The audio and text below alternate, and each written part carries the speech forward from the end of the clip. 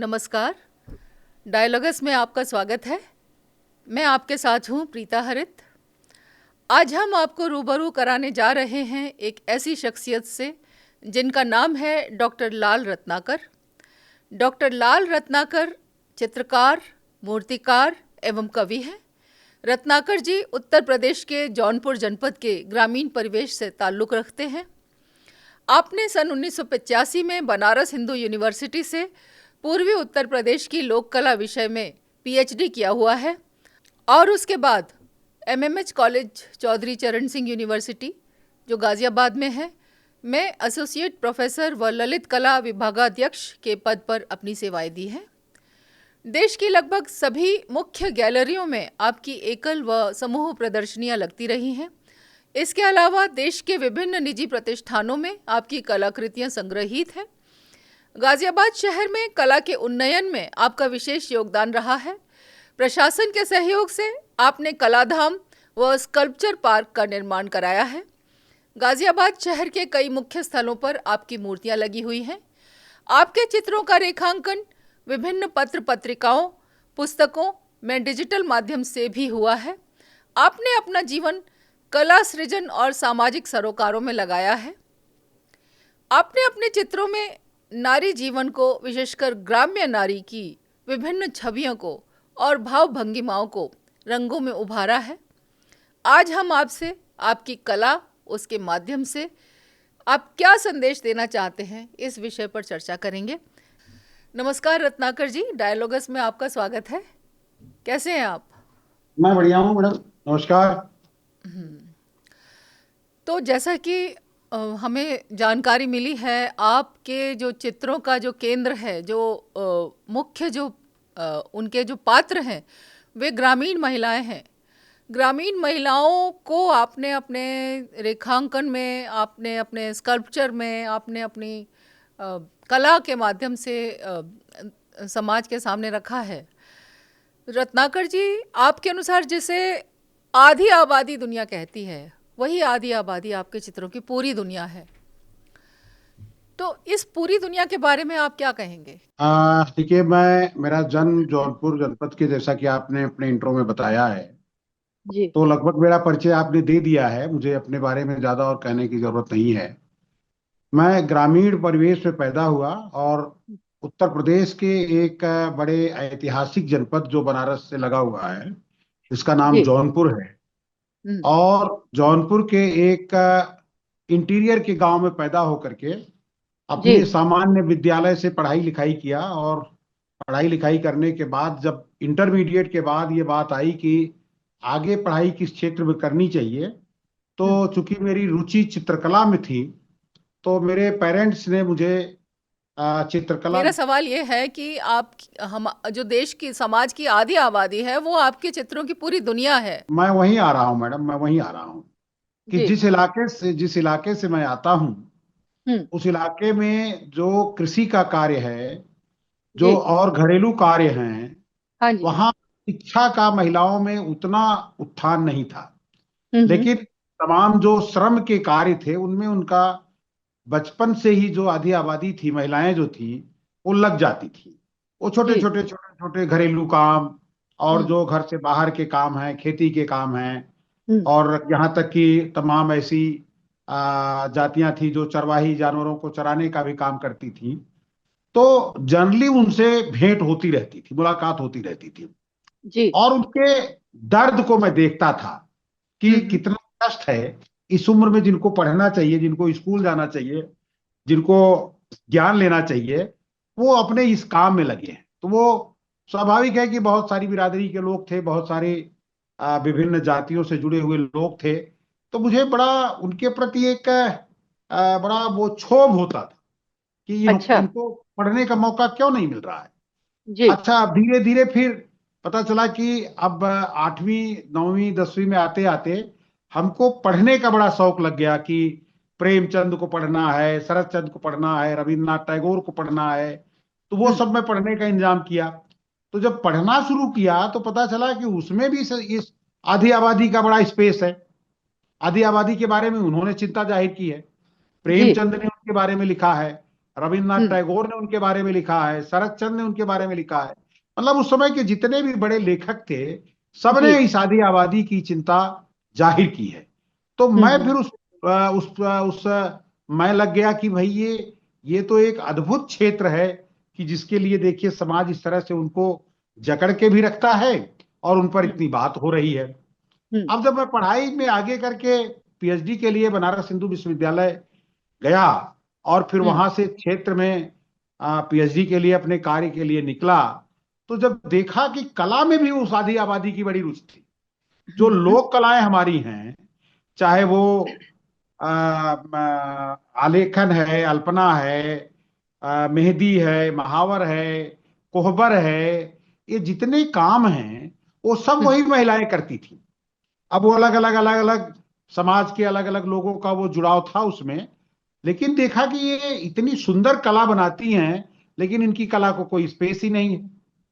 तो उनकी जी। कला ने मुझे बहुत प्रभावित किया। अब जब मैं पीएचडी के बाद अपने व्यवहारिक जीवन में आया, टीचिंग में आया और इस विधा में आया, तो मुझे अपनी पेंटिंग बनाने के लिए एक विशेष विषय तलाशने की जरूरत पड़ी। तो मैंने क्योंकि प्रेमचंद को पढ़ा था, रविन्द्रनाथ जी। टैगोर को पढ़ा था, शरदचंद्र को पढ़ा था, तो उनकी जो पीड़ा थी महिलाओं के बारे में, आधी आबादी के बारे में, वो हमने अपने चित्रों में भी समाहित करना शुरू किया, उनको उस बहुत पर अच्छा। डालना शुरू किया। बहुत और अच्छा। और उसका जो है, जो भी देखता था वो बड़ा अप्रिशिएट करता था। ये तो पूर्वांचल की महिलाएं हैं, ये तो फला समाज की महिलाएं हैं, ये तो फला, तो इस तरह की। चित्रों में समाज की महिलाओं के बारे में कैसे रेखांकन कर सकते हैं आप? जैसे आपने कहा ना समाज की महिलाएं हैं, तो कौन सा समाज है जिसकी महिलाओं का रेखांकन आपने किया? आपने बड़ा अच्छा सवाल किया। मैं इसी को बताना चाह रहा था कि हमारा जो समाज है वो जी। ऊंच नीच में बटा हुआ है। वो हम्म। जो एक डिवीजन ऑफ सोसाइटी है, वो जो जातियों में बटा हुआ है, और उस जातियों को विशेष काम दिए गए हैं कि फला जाति के लोग ये करेंगे, फला जाति के लोग करेंगे।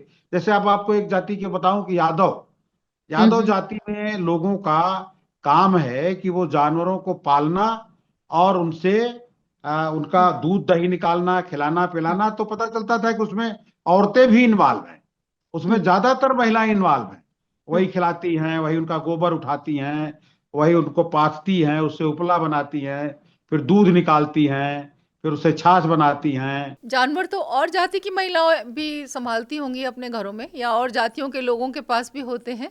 अब ये एक यादव जाति की बात बताया, तो जो जी। दूसरी जाति के लोग हैं, जानवर तो लगभग गांव देश में सभी पालते हैं, हाँ जी। लेकिन जो ऊंची जाति, जिसको ऊंची तथाकथित ऊंची जाति कही जाती है, उनकी महिलाएं काम नहीं करती। उनकी महिलाएं जो है वो पशुपालन, गोबर उठाना, उनके लिए बाकी जो दूसरी जातियों की मजदूर गरीब महिलाएं होती थी उनको लगा दिया जाता था, वो जाकर के उनका काम करती। मतलब पशुओं का पालन करती हुई महिलाओं के चित्र आपने बनाए? मैं पशुओं का पालन नहीं, मैं जी। श्रमजीवी महिलाओं को बनाया। बकौल आप ही के शब्दों में, आप अपने आप को उन महिलाओं का ऋणी समझते हैं, ऐसा मुझे आपके बारे में जानकारी मिली।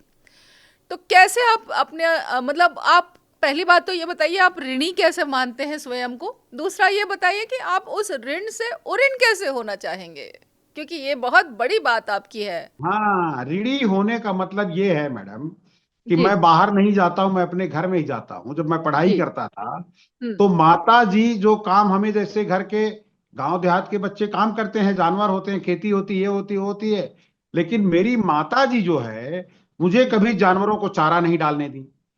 मेरी माता जी मुझे कभी गोबर नहीं उठाने दी। मेरा जो निजी मानना है महिलाओं को लेकर के, कि वो उनका जो सौंदर्य बोध है, उनकी जो मन की एक मतलब इच्छा शक्ति है कि कैसे वो अपने पाल्य को, अपने आसपास वाले व्यक्ति को सहयोग कैसे करती हैं। यहाँ तक कि वो जो बड़े कामों में लगी रहती हैं, जो बड़े, चाहे वो भट्ठे पे काम कर रही हो, चाहे कटाई का हाँ काम कर रही हो, चाहे मड़ाई का काम कर रही हो, जी। चाहे सब्जी बनाने का काम कर रही हो, वो कभी भी डिमांड नहीं करती अपने पति से कि भाई मैं आराम करूंगी, आप जाओ काम करो और लाओ। और उनकी जो बनावट होती है, जो उनकी मेहनत, देखिए वो जो सौंदर्य की अवधारणा है मैडम ना, वो जी। सत्यम सुंदरम को अगर आप देखेंगी, तो ठीक। सत्यम शिवम सुंदरम की अवधारणा से हमारी यही महिलाएं, जो श्रम जी। करने वाली महिलाएं हैं, यही सुंदर होती हैं, यही सत्य होती हैं, यही कल्याणकारी होती हैं। बहुत इन्हीं अच्छा। के इन्हीं के कर्मों से हमें दूध, दही, अनाज, सब्जियां ये सब मिलते हैं, और इन्हीं के कर्मों से हमें महल, मकान, सड़कें और तमाम तरह की चीजें मिलती हैं। यहाँ तक कि जो बुनाई कढ़ाई का तमाम कलात्मक चीजें हैं वो सब भी हमें प्राप्त होती हैं। तो ये जो इनका ऋण है वो हमें हम्म। ही नहीं, बल्कि ये पूरे भारतीय समाज को इसका इनका ऋणी होना चाहिए।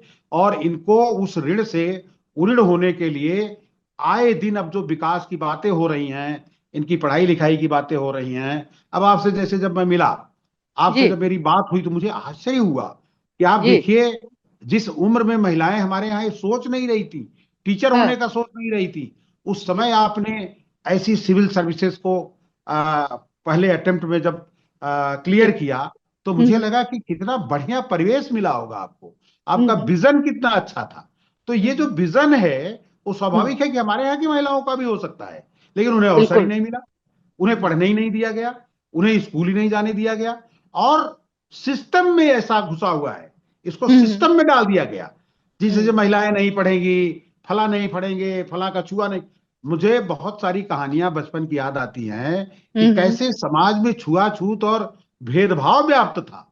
इतनी सुंदर सुंदर लड़कियां जिनके यहाँ काम करती थीं, उनकी कूड़ा कूड़ा लोगों के यहाँ बिचारी वो, उनको वो सम्मान नहीं मिलता था जो मिलना चाहिए। इसीलिए हमने हम्म। अपने चित्रों में उनको जी। जबरदस्त सम्मान दिया है।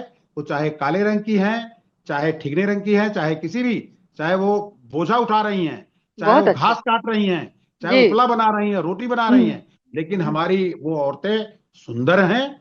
उनके साथ हमने सुंदर रंगों का प्रयोग किया है, सुंदर कंपोजिशनल वैल्यूज दिए हैं, और सुंदर ढंग से उन्हें संयोजित किया है कि लोग उन्हें देखते हैं तो एकदम आकर्षित हो जाते हैं। और बहुत ये अच्छा।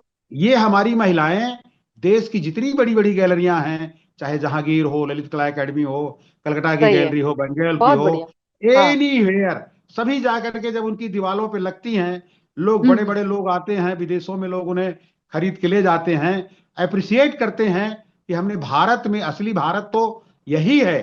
कोई हम राजा रवि वर्मा वाली जो नायिकाएं हैं उनको मैं चित्रित नहीं करता।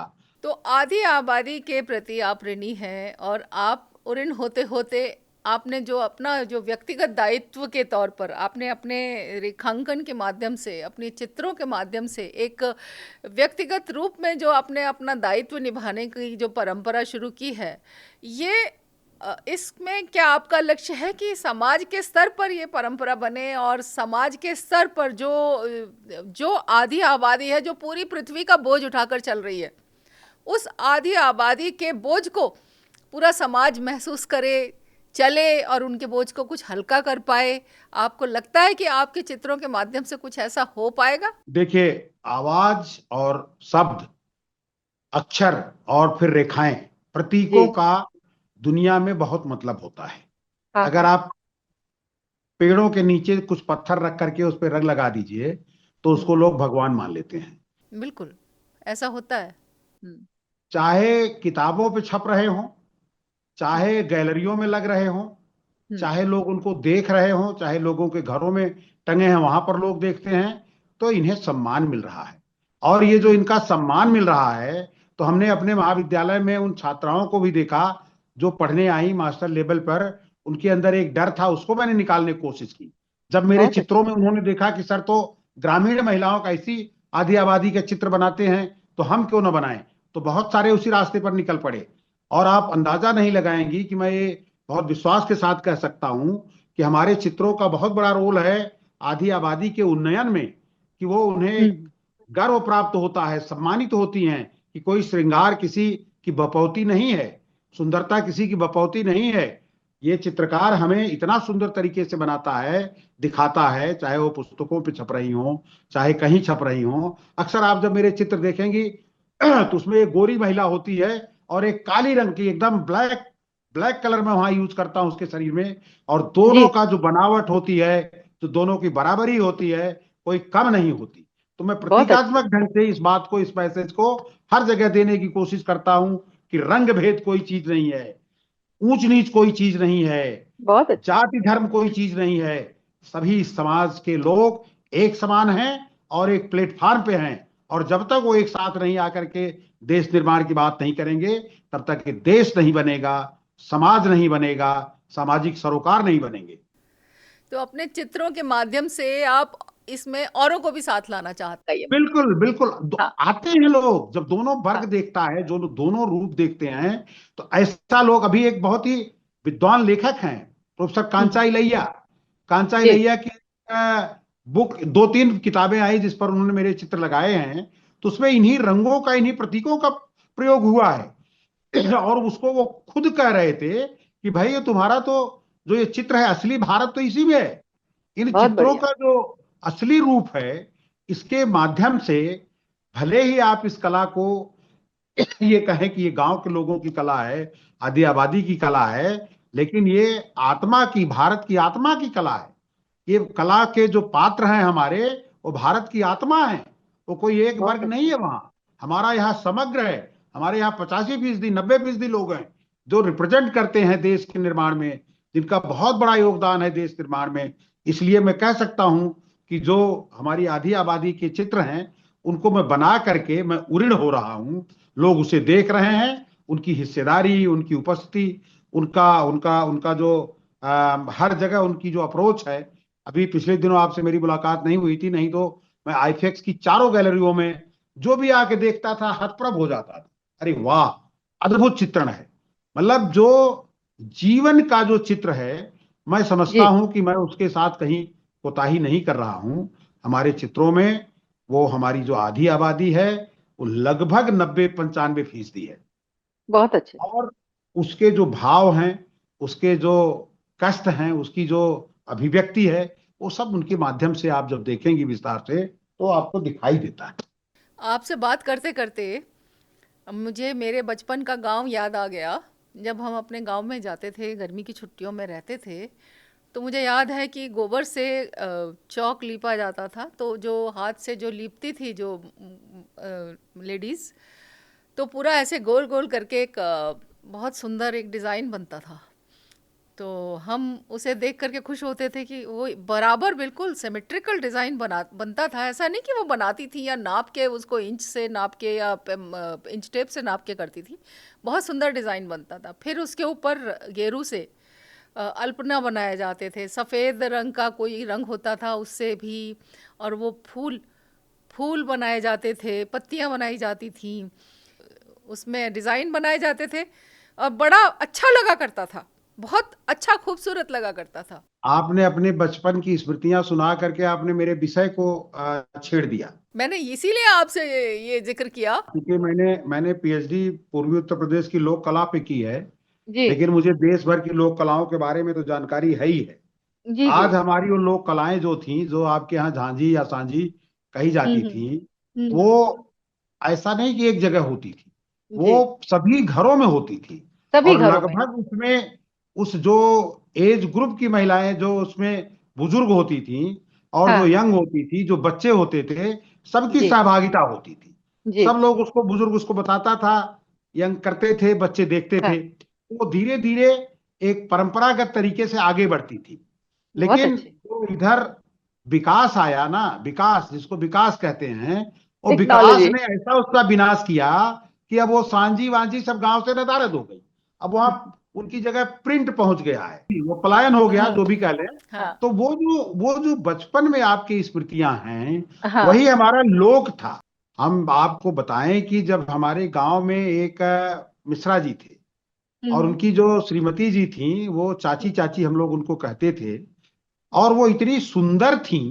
लेकिन जो जी। आपने गोबर गेरू और ये चावल की बात करी ना, तो हम्म। अपनी दालान को वो हर महीने एक बार पुताई करती थी, पहले मिट्टी गोबर से, फिर उस पर पुताई करने के बाद फिर वो उस पर चित्रकारी करती थी, इससे गेरू से। बांस की जो बांस की हरी जो डंडी होती है, उसको फाड़ करके दो वो कलम जैसा बना लेते हैं, ब्रश जैसा बना लेते हैं। जी। उससे बाकायदा वो वहां पर पूरा दीवार पर भित्ति चित्र बनाती थी, हम्म। और हम लोग खड़े होके देखते थे। तो जो उनकी उंगलियां जिस तरह से चलती थी, उनका हाथ जिस तरह से चलता था, ऐसा लगता था कि जैसे किसी सांचे से निकाल कर या किसी फर्मे से उसे उकेरती जा रही हैं। और सब कुछ वही त्रिभुज होता था, त्रिभुज एक ऊपर से फिर एक नीचे से, कमर पतली सी हो जाती थी तो ये धड़ बन जाता था। दो त्रिभुज को आप आमने सामने पलट दीजिए तो धड़ बन गया। नीचे दो पैर, ऊपर एक छोटा सा गोला बना करके और बगल में हाथ निकाल करके कहीं वो ढोल बजा रहा है, कहीं वो डांस कर रहा है, कहीं आगे बढ़ रहा है, कहीं पानी लिए है। रत्नाकर जी, आपके चित्रों में ये आधी आबादी सामाजिक सांस्कृतिक सरोकारों का न सिर्फ पोषण करती है, बल्कि आगे की पीढ़ियों को ये विरासत सौंपती नजर आती है। घर के भीतर और बाहर समाज में, यानी कि पुरुषों की दुनिया में, दुख दर्द से लेके उत्सव त्योहार तक हर अवसर पर उनका होना ज़रूरी है, उस आधी आबादी का होना ज़रूरी है। और उसके बाद भी वे उस दर्द को अपने भीतर समेटे हुए इस तरह से अपनी चित्रकला के माध्यम से अपने घर के ओसारे में, अपने घर के आंगन में, यहाँ तक कि चूल्हे के सामने भी एक डिज़ाइन बनाती थी। तो ये कौन सा दर्द था जिसको अपने भीतर छुपाकर वो फिर भी हाशिए पर, जो अपने आप को भी खो चुके हैं, उन तक आप कैसे पहुंचेंगे? आप बहुत अच्छी बात कह रही हैं। हम्म। यही दर्द प्रेमचंद को था, यही दर्द रविन्द्रनाथ टैगोर को था, यही दर्द शरदचंद्र को था, और भी बहुत सारे लेखक ऐसे रहे हैं हम्म। जिन्होंने, मतलब जो उनकी अभिव्यक्ति की जो क्षमता थी, जो उनकी बोलने की, एडमिनिस्ट्रेशन करने की और शिक्षा देने की जो क्षमता थी, उसको बांध करके रख दिया गया था। तो उसको क्या करती थी कि संगीत के माध्यम से, चित्रों के माध्यम से, कढ़ाई बुनाई के माध्यम से, आपको याद होगा तो पंखे बहुत बढ़िया बनाती थी। और वो घर के जो चादरें वादरें तब फैक्ट्रियों में नहीं बनती थी, उसको भी वो किनारी उनारी के सहारे बहुत सुंदर बनाती थी। और ये जो उनकी अभिव्यक्ति की जो ताकत थी वो अद्भुत थी मैडम। आपके चित्रों की कितनी किताबों पर आपके पेंटिंग्स किताबों के मुख पृष्ठ पे लगी है लगभग? कोई संख्या नहीं है। अभी ये किताब मेरे सामने आई तो मैं आपको दिखा दिया। हजारों हजारों किताबें तो जो मेरे संज्ञान में है वो हैं। और बहुत बहुत सुंदर। सारे लोगों को मैंने लिख रखा है फेसबुक पे कि आप बिना किसी हमारी पूर्व अनुमति के छाप सकते हैं, बस जहां चित्र लगाएं हमें उसका जिक्र कर दें कि ये फला व्यक्ति का चित्र है। ये तो बहुत अच्छी बात है। तो आप सही मायने में व्यावसायिकता छोड़ करके समाज की सेवा कर रहे हैं। जी जी जी जी, हम समाज के लिए, चूंकि ये हम हमसे और ये कुछ दिखाइए। महिलाएं लेती नहीं जिनका चित्र हम बनाते हैं, तो बहुत उनका कोई इस्तेमाल करे तो हमें उसका कोई वो दुख नहीं है। तो नहीं। ये कोई राजस्थान के सज्जन हैं, राजेंद्र सजल जी, उनकी जी। किताब है निर्वासित। उन्होंने इसको छापा है। महिलाएं आधी आबादी आपके चित्रों की मुख्य भूमिका में है। बहुत अच्छे। आदि आबादी से अलग कुछ आप पाएंगी नहीं हमारे चित्र। रंग भी बहुत उभरते हुए हैं। बहुत अच्छे। वाह स्टाइल है, ये हमारी एक नई स्टाइल है और भी बड़ी पेंटिंग है तो वो। त्वचा का रंग है वो सांवला ही है। इससे पता चलता है कि ये समाज के उस तबके से आती हैं जो श्रमजीवी तबका है, जो खेतों में, खलिहानों में, धूप में, धूल में, मिट्टी में काम करते हैं। देखिए, बहुत सुंदर। बहुत सुंदर। ये देखिए, आप तो गजब के कलाकार हैं। बहुत सुंदर। ये देखिए, ये देखिए, बहुत अच्छे। बहुत अच्छे। खूब चटक रंग है इनमें। आपकी जो बात आपने कही कि कोई भी लेखक अपनी किताब पर आपके चित्र लगा सकता है, और ये बहुत बड़ी एक सेवा वाली बात है, क्योंकि इसमें कोई व्यावसायिकता नहीं है। बहुत अच्छे। बहुत सारे राइटर और बहुत सारे प्रकाशक हैं जिनका ये इंस्ट्रक्शन रहता है कि जी। मेरी किताब पर उन्हीं का चित्र जाना चाहिए। तो अभी आपके चित्रों को देख करके हम बड़े अभिभूत हुए हैं। और आपकी जो इसके पीछे जो विचारधारा है, जो आपकी आइडियोलॉजी है कि ग्रामीण परिवेश में काम करने वाली महिलाएं और धरती का आधा बोझ उठाने वाली महिलाएं और घर द्वार को, घर के भीतर और बाहर अपनी सांस्कृतिक कुशलता के साथ अपनी विरासत का पोषण करती महिलाएं, जिनको, जो अब भी हाशिए पर पड़ी हैं, जिनसे काम तो सब कोई लेते हैं, लेकिन उनके हृदय में भी एक, उनकी एक कोमल भावनाएं हैं, उनका सम्मान करने के लिए जो आपने ये अपने चित्रों को एक माध्यम बनाया है, उसके लिए आपका आपको बहुत बहुत मैं शुभकामनाएं देना चाहती हूँ, साधुवाद देना चाहती हूँ।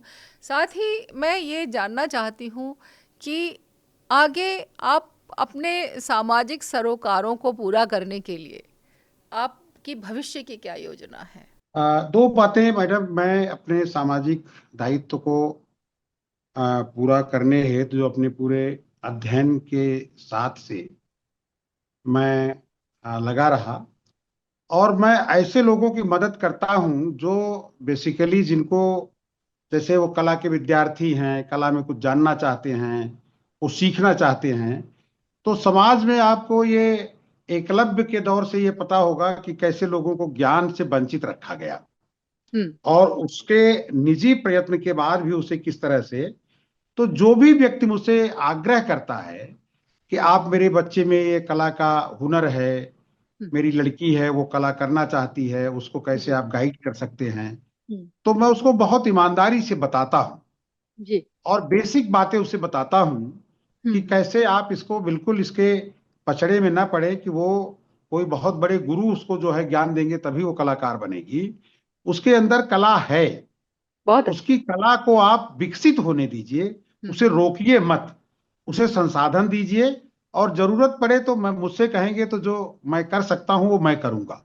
मैं उसको, जब आप चाहेंगे बता दूंगा, बेसिक इंफॉर्मेशन बता दूंगा, जो बेसिक फंडामेंटल्स हैं आर्ट के वो बता दूंगा।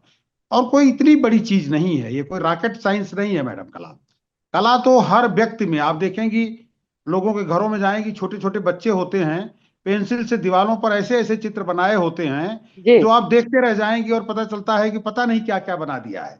बहुत और अच्छा। ये जो बाल कला है, हम्म। बेसिकली जो बालकों की कला है, वो बहुत ही महत्वपूर्ण कला है। हम्म। उनके अंदर जो क्रिएटिविटी होती है, जो रचने की प्रक्रिया होती है, बहुत लोग क्या करते हैं कि रोक देते हैं, हम्म। उसे करने नहीं देते। मैं इस बात का पक्षधर हूं कि उनको पूरी आजादी देनी चाहिए, और पूरा उन्हें काम करने के लिए अगर सामग्री आप दे सकते हैं तो सामग्री दीजिए, और नहीं दे सकते हैं तो जो दीवार, मिट्टी, फर्श, जहां भी वो कर रहे हैं करने दीजिए। अपने बहुत अच्छा। स्कूल, अपने विद्यालयों में जो भी उनका जो स्वरूप है उस पे वो करें। तो बहुत ऐसे अच्छा। हालात में, ऐसे हालात में ये जितना इसमें काम, जैसे मैं, अब शहर की बात है, शहर को कौन आदमी, सब लोग अपने कमाने धमाने में, मैं सेलेबल आर्टिस्ट हूं, मेरी पेंटिंग बिकती हैं, मैं मूर्तियां बनाऊं वो बिकेंगी। लेकिन मुझे लगा कि चूंकि इस शहर में जो हमारे युवा पीढ़ी है, जो हमारे गरीब लोग हैं, जिनको मौका नहीं मिलता कि वो बड़े बड़े शहरों में जाके मूर्तियां देखें, बड़े बड़े शहरों में जाके काम करें, तो वो मैंने उस अवधारणा से यहाँ के प्रशासन के साथ, उस समय जो जिलाधिकारी थे श्री संतोष कुमार यादव जी, उनके सामने ये प्रपोजल रखा।